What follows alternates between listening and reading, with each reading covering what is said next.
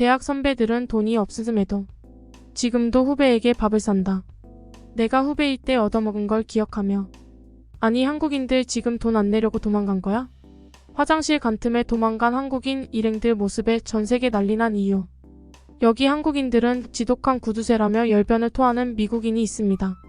그러나 그는 이내 충격적인 비밀을 깨닫고 얼이 빠진 채 허공만을 바라보게 되는데요. 그렇다면 이 외국인이 한국에서 대체 무슨 경험을 했던 것일까요? 안녕하세요. 저는 미국의 식품회사에서 일하고 있는 헨리라고 합니다. 제게 있어서 최근 1년간은 정말 믿기지 않을 정도로 다채로운 경험들 투성이었는데요. 저는 무려 3개의 나라에서 직접 살아보며 다양한 문화를 체험해봤거든요. 물론 첫 나라는 바로 조국인 미국이고 나머지는 한국과 중국인데 저는 1년 새에 파견을 2번이나 가게 되었거든요. 일단 제가 먼저 가게 된 곳은 중국이었습니다. 저희 회사는 중국 시장으로 진출하기 위해 기회를 엿보고 있는 중이었고 마침 아시아 마케팅 담당이었던 저는 중국에 있는 한 협력사에 단기 파견을 가게 된 것이죠. 중국에서의 첫 몇 주는 꽤나 괜찮았던 것 같습니다. 중국인들은 꽤나 호탕하고 부침성 있는 성격을 가졌기에 이들과 곧바로 친해질 수 있었거든요. 특히나 중국인들은 어찌나 술을 좋아하던지 저희는 술을 한 잔, 2잔 기울이면서 빠르게 가까워질 수 있었죠. 하지만 문제는 이들은 돈과 관련된 부분에 있어서는 매우 인색하고 염칠하고는 찾아볼 수 없는 태도를 보여줬다는 것입니다. 중국인 동료들은 시간이 지날수록 외국인인 제가 돈을 내는 것을 당연하게 생각했거든요. 일단 중국인 동료들과 술자리를 하고 계산을 할 때면 이들은 갑자기 전화를 받는 척을 한다거나 화장실에 숨어서 계산을 할 때까지 나오지 않기도 했는데요. 저는 그럴 때마다 이들이 낼 금액은 알아서 주겠거니 하고 제가 계산했지만 그렇게나 호탕하던 중국인들은 돈 이야기만 나오면 황급히 말을 돌려대기만 할 뿐이었어요. 심지어 꽤 직급이 높은 제 앞밥벌대는 사람도 제게 당연하다는 듯이 얻어먹으려고 했는데요. 이런 황당한 경우가 수차례나 반복되니 중국인들에 대한 정이 뚝 떨어지더라고요. 아무리 나이 문화가 없는 미국이라지만 이 정도 나이 차이라면 미국인들조차도 감히 아들뻘에게 얻어먹는 파렴치한 생각 따위는 절대로 하지 못하거든요. 그리고 한 번은 계산을 할 때가 되니 그렇게나 웃고 떠들던 8명이나 되는 중국인 동료들이 하나같이 담배를 피우러 나간다거나 화장실이 급하다던가 하는 이유로 어디론가 도망가 버리는 거 아니겠어요? 아니, 어떻게 한두 명도 아니고 8명이나 동시에 자리를 비울 수가 있단 말이며 평소에는 실내에서도 잘만 흡연하던 이들이 갑자기 밖으로 나가서 흡연을 한다는 것도 매우 이상했어요. 저는 구두쇠 같은 중국인들에게 학을 떼버렸고 이번에는 도저히 못 참아서 이들을 끝까지 기다려봤습니다. 그러자 중국인들은 30분이 넘게 버티다가 도저히 안 되겠다는 듯 하나둘씩 돌아오기 시작했는데요. 그런데 각자의 몫을 계산하자는 제 말에 중국인들은 정색을 하더라고요. 이봐 헨리, 너 미국인이면 돈 많을 거 아냐? 중국에서는 돈이 많은 사람이 돈을 내는 게 당연한 거야. 미국인들은 원래 인색하다더니 그렇게 속 좁게 행동할 거야? 머리가 벗겨진 아저씨가 아들뻘 되는 청년에게 얻어먹고 싶어서 신발도 제대로 못 신고 도망쳐대는 주제에 지금 누가 누구에게 인색하다고 말하는 건지 저는 정말 어처구니가 없어졌습니다. 그리고 평소에는 중국이 미국을 넘은 세계 1위라고 주장하던 이들이 왜 이럴 때만 미국에 기생하려 하는 건지 저는 홧김에 제 몫의 계산만 마친 채 나와버렸죠. 그리고 그 후부터 중국인들은 제게만 부당한 대우를 한다거나 백자신들끼리만 밥을 먹는다거나 하며 저를 따돌림시키기 시작하더라고요. 저는 알고 보면 누구보다 속이 좁은 중국인들에 대해 학을 떼버렸고 그렇게 본사에 간절히 요청한 끝에 다른 파견지로 재발령 나게 되었습니다. 그리고 그곳은 바로 한국이었죠. 중국을 벗어난 건 좋았지만 한국만은 정말로 가고 싶지 않았기에 저는 약간의 저절을 할 수밖에 없었습니다. 왜냐하면 저는 중국인과는 절대로 일하고 싶지 않았는데 한국에는 셀 수도 없이 많은 중국인들이 들어와서 일하고 있다는 이야기를 들었거든요. 저는 또다시 비슷한 상황을 겪게 될까봐 두려워졌습니다. 그리고 아니나 다를까 저는 한국에 도착하자마자 위기를 겪고 말았습니다. 인천공항에 싸움이 났는지 웬 시끄러운 중국어 소리가 들려오기 시작했거든요.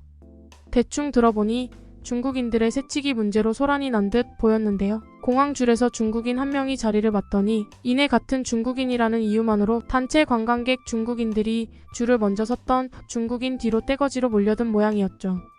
당연히 그 뒤에 서 있다가 한참이나 순번해서 밀려난 외국인들은 맹렬히 항의했고 결국 중국인들과 싸움이 일어난 것입니다.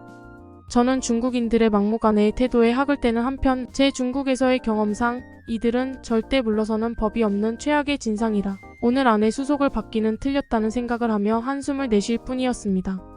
그런데 그때 한국공항 측의 전문 인력들이 들이닥치기 시작했는데요. 한국어와 영어 그리고 중국어까지 유창하게 구사하며 자신들은 긴급 대응팀이라고 설명한 한국인 직원들은 자신들보다 쪽수가 수십 배는 많은 중국인들을 신속하게 처리해버리는 거 아니겠어요?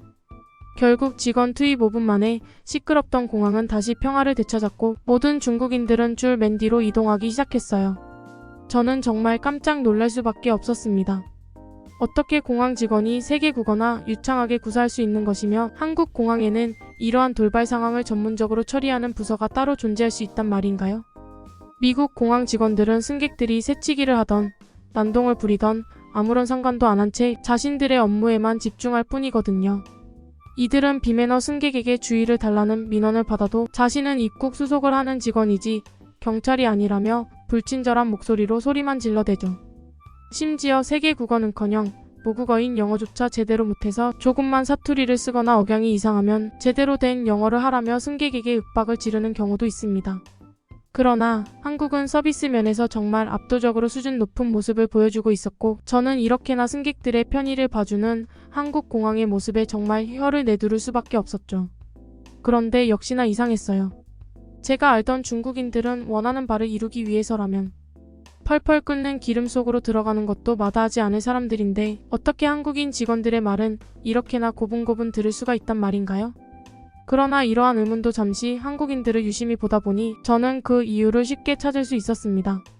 일단 한국인 직원들은 아시아인이라고는 도저히 믿기지 않을 정도의 큰 신장과 체격을 가지고 있어서 키도 작고 왜소한 중국인들은 도저히 이들에게 대들 수가 없던 모양이었죠. 또한 저는 이내 한국인들과 중국인들을 구별할 수 있게 되기도 했는데요. 줄 맨 뒤로 갔음에도 자신들끼리 새치기를 해대는 키 작고 촌스러운 행색을 한 사람들은 중국인이고 그런 중국인들을 보며 이해가 안 간다는 듯 매우 놀란 표정을 짓고 있는 웬만한 미국인보다 키가 크고 세련된 스타일을 하고 있는 사람들이 바로 한국인들인 모양이었죠. 그렇게 저는 공항에서부터 완전히 다른 모습을 보여주는 한국인과 중국인의 모습을 보고 뭔가 한국인들은 제게 정말 놀라운 경험들만을 선물해 줄 것 같다는 기분 좋은 예감을 할 수 있었습니다. 그리고 그렇게 시간이 지나 저는 새로 발령받은 회사에 출근하게 됩니다. 역시나 한국도 중국과 마찬가지로 약간은 수직적인 조직 문화를 가지고 있는 듯 보였는데요. 한국과 중국의 확연히 다른 점이라고 하면 한국인들은 남에게 잘 베풀고 따뜻한 사람들이었다는 것입니다.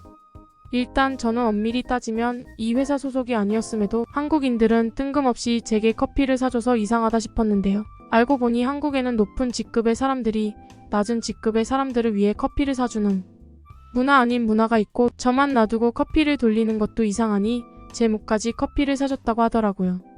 사실 이건 중국과는 완전히 다른 문화였기에 저는 약간의 황당한 감정마저 들었는데요. 중국인들은 제가 음료수 한 번 구매하면 중국에서는 자신의 음료를 사는 김에 남의 음료도 함께 사서 베푸는 문화가 있다며 끈질기게 구걸해댔거든요. 막상 이들은 남에게 음료수 한 방울이라도 빼앗길까봐 화장실에서 몰래 먹고 왔음에도 말이죠. 그러나 한국인들은 윗사람이 아랫사람에게 아낌없이 베푸는 아름다운 문화를 가지고 있다니 한국인들끼리의 끈끈한 유대감은 확실히 세계에서 가장 특별해 보였습니다. 그리고 이윽고 저는 점심 식사를 하기 위해 직원들과 모여 식당으로 향했는데요. 확실히 한식은 굉장히 특별하더라고요. 일단 식사를 주문하면 여러 반찬이 함께 제공된다는 점도 한국인들의 따뜻한 정서를 보여주는 것 같아 정겨웠는데 엄청나게 매울 것 같이 생긴 지옥의 빨간색 음식들도 막상 먹으면 자극적이지도 않고 입맛에 맞아서 아주 만족스러웠어요. 특히나 순두부찌개 같은 맛과 식감을 전부 다 살린 음식이나 제육볶음같이 단맛과 짠맛을 적절히 조화시킨 매우 완성도 높은 음식을 맛보니 그동안 제가 중국에서 먹었던 음식은 아무것도 아니었구나 싶은 마음도 들었습니다. 중식은 너무 자극적이라 항상 고통을 수반했고 먹은 뒤에 배탈이 나는 경우도 많아서 여러 뜻하지 않은 고생을 해야 했거든요. 아무튼 그렇게 만족스러운 식사를 마치고 저는 계산을 하기 위해 계산대로 향했습니다. 그런데 제가 계산대로 가서 카드를 내밀려던 그 순간 저는 한국인 직원들의 충격적인 행동을 목격하고 정말 경악을 금치 못하고 말았죠. 왜냐하면 한국인들은 계산은커녕 마치 당연하다는 듯 밖으로 도망나가고 있었거든요. 알고 보니 한국도 중국과 마찬가지로 돈 앞에서는 파렴치한 일 뿐이었던 것입니다. 아니 그래도 중국인들은 화장실에 가는 척이라도 했지 한국인들의 이런 대놓고 뻔뻔한 태도는 정말 황당함을 넘어 뇌의 사고 회로를 멈추게 만들었고 저는 이러한 어처구니 없는 상황에 헛웃음조차 안 나왔죠. 그런데 그때 팀장님께서 놀라운 말씀을 건네시는 거 아니겠어요? 헨리 지금 뭐 하는 거야? 이 음식들은 이미 결제가 된 음식들인데 지금 이 식당에 돈을 기부하려고 그러는 거야? 그리고 팀장님께서는 회사 측에서 나온 식비로 이 식당에 식비를 선결제해 두었고 그래서 별도의 계산 없이 서명만 하고 나오면 된다는 도저히 이해가 안 되는 말을 덧붙였습니다. 아니 선결제라니 도대체 한국인들은 식당을 어떻게 믿고 미리 밥값을 지불한다는 말인가요? 사실 미국에서는 정부 측과 계약한 대형 연구소들조차 그저 돈만 받고 제대로 된 약속을 지키지 않은 적이 덜어 있는데요. 미국에서는 정부 측과의 계약도 이 모양이므로 한국처럼 생판 모르는 남과 계약서도 없이 이러한 말도 안 되는 거래를 하는 일 따위는 정말 상상조차 할 수 없죠. 그러나 그렇게 머리를 감싸쥐며 이건 불공정한 계약이라며 울부짖는 제게 팀장님께서는 한국에서는 원래 다 그렇게 한다며 자신이 지금껏 10년 넘게 회사 생활을 하면서 선결제한 금액을 가로채고 도망간 식당 주인은 단 한 번도 보지 못했다는 말을 건네는 거 아니겠어요? 저는 미국과는 달리 개인 간의 신뢰가 아직까지 끈끈하게 이어지고 있는 한국의 모습에 엄청난 감동을 받을 수밖에 없었고 그렇게 한국에서의 첫 근무부터 놀란 마음을 애써 진정시키며 회사로 다시 복귀했습니다. 그리고 그렇게 무사히 퇴근하는 듯 싶었죠. 그런데 회사를 마치기가 무섭게 한국인 직원들은 모처럼 새로운 직원이 왔으니 술이나 한잔해야 되지 않겠냐며 저를 어디론가 끌고 가는 거 아니겠어요? 사실 저는 중국에서의 경험으로 낯선 사람들과 술을 마시는 것에 대해 트라우마까지 생겨버린 상태였는데요.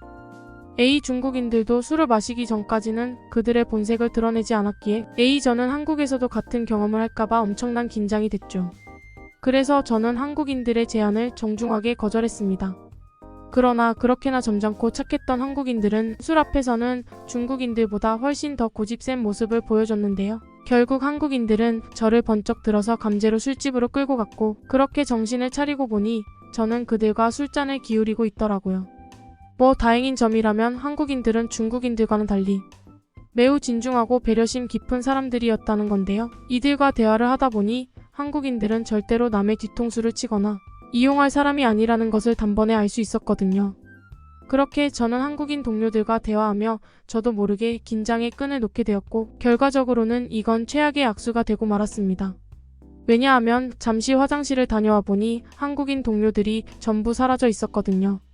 저는 순간 중국에서의 악몽이 떠올랐고 그렇게나 믿었던 한국인들도 결국 돈 앞에서는 중국인들과 똑같구나 싶어 엄청난 배신감이 치밀어 올랐습니다. 그래서 배신감에 눈물까지 나오려는 것을 억지로 참은 채 계산을 하기 위해 카드를 꺼냈죠. 그런데 술집 직원은 이런 저를 의아하다는 듯 쳐다보더니 이내 술값은 이미 동료들이 지불하고 나갔다는 이상한 소리를 해오는 거 아니겠어요? 저는 도대체 이게 무슨 상황인가 싶어서 당황한 채 밖으로 나가봤고 놀랍게도 한국인 동료들은 술집 앞에서 저를 기다리고 있더라고요. 저는 한국에서는 한 사람이 먼저 계산한 후 일행들에게 돈을 받는 형식으로 정산을 하는구나 싶어서 동료들에게 현금을 지불하려고 했는데요. 그런데 팀장님은 제 행동을 저지시키더니 이내 놀라운 말을 하기 시작하더군요. 헨리 오늘은 내 환영회잖아. 새로 온 사람이 돈을 내게 하는 건 한국 스타일이 아니거든. 한국에서는 고참이 신입에게 밥이나 술을 사주는 문화가 있고 이번 술값은 우리 팀을 위해 내가 내도록 할게.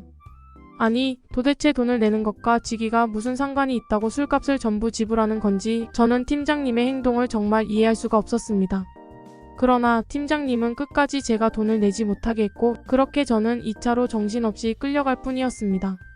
그런데 2차 술자리에서도 마찬가지였어요. 2차에서는 팀장님이 빠지고 비슷한 나이의 동료들끼리 술을 마시게 되었는데요. 이번에도 누군가 자신이 가장 연장자니까 술값을 계산하겠다고 나서서 저는 또다시 공짜 술을 얻어먹은 셈이 되었거든요. 처음에 저는 아무래도 이들이 부자라서 돈을 펑펑 써대는구나 싶었습니다. 하지만 저는 이내 소름 돋는 사실을 하나 알게 되죠.